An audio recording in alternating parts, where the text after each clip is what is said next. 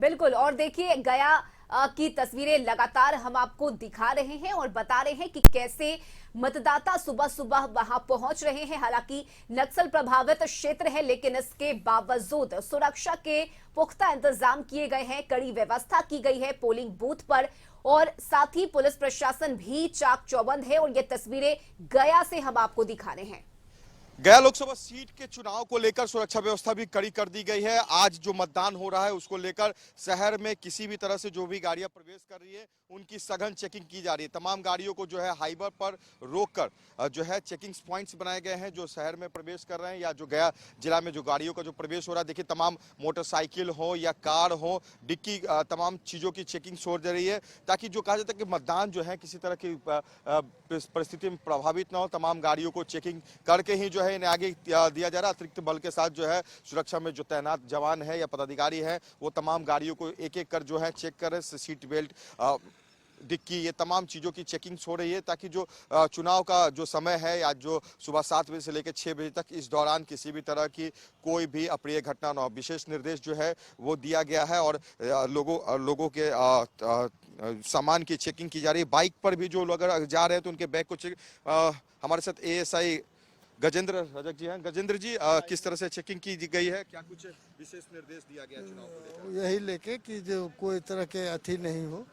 हर गाड़ियों की चेकिंग की जा रही है? हाँ हाँ। बड़े वाहनों की तो रोक है, छोटे वाहनों की भी चेकिंग, बाइक की भी?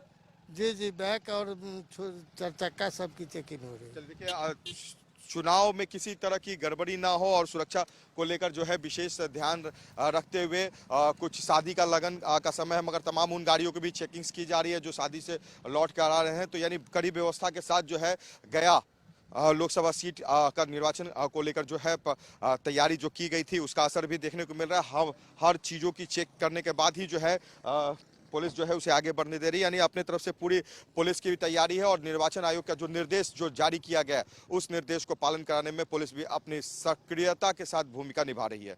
इस समय कैमरा पर्सन सुनील के साथ गौतम गौंड, कशिश न्यूज, पटना। जिस तरह की तस्वीरें उभरती हुई सामने नजर आई, जिस तरह से हमने देखा कि किस तरह से सुरक्षा के पुख्ता इंतजामात हैं रश्मि, और जिस तरह से गाड़ियों की चेकिंग की जा रही है, तो फिलहाल आपने देखा कि कब कौन सांसद रहा है। अगर हम आपको ग्राफिक्स के जरिए से बताने की कोशिश करें तो चुनाव 1961 में हुए विजेता रहे रमेश प्रसाद सिंह। वहीं अगर बात की जाए कि 1962 में ललित राजलक्ष्मी स्वतंत्र पार्टी से रहे। अब वो स्वतंत्र पार्टी तो रही नहीं, लेकिन उसके जो सबसे पहले जो चुनाव देखा गया जिसमें पंडित जवाहरलाल नेहरू खुद जिस वक्त प्रधानमंत्री थे, उसके बाद जब कांग्रेस वहां से खत्म हुई तो ललिता राजलक्ष्मी जैसे जो स्वतंत्र पार्टी के कैंडिडेट थे उन्होंने अपना नाम बनाया और देखते देखते पार्टियां बदली, सीट्स बदले, नाम बदले उम्मीदवारों के, लेकिन जनता की जो डिमांड है, जनता की जो मांग है रश्मि, वो भी कहीं ना कहीं आज भी वही बनी हुई है। विकास, तरक्की, महंगाई से छुटकारा, बेरोजगारी से छुटकारा।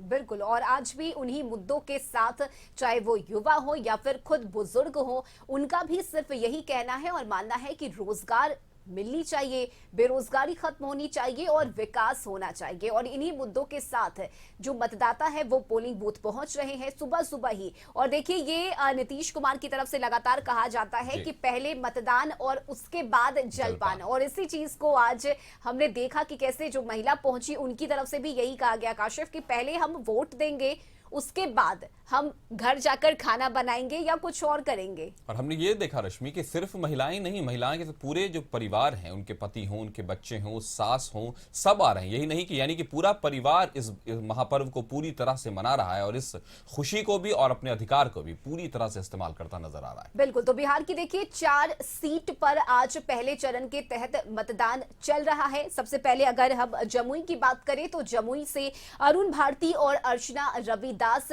जो कि आरजेडी से है वो चुनावी मैदान में है। इसके बाद अगर हम औरंगाबाद की बात करें तो देखिए औरंगाबाद से सुशील कुमार सिंह जो कि बीजेपी से हैं और अभय कुशवाहा जो कि राजद से है, उनके बीच कांटे की टक्कर है।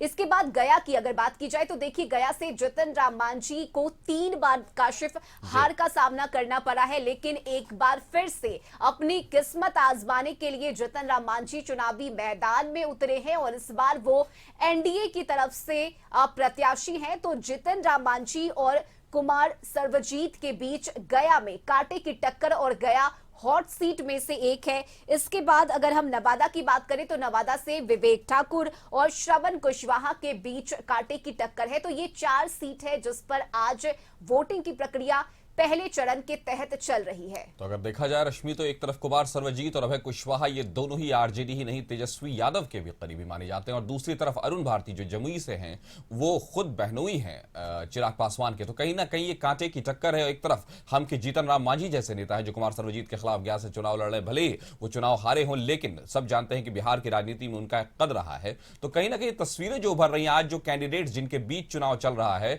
और जिनके बीच मतदान प्रक्रिया चल रही है, असल में वो भी खुद में एक कद्दावर नेता हैं और कद्दावर पार्टी और कद्दावर गठबंधन के को रिप्रेजेंट कर रहे हैं, उसका प्रतिनिधित्व कर रहा है।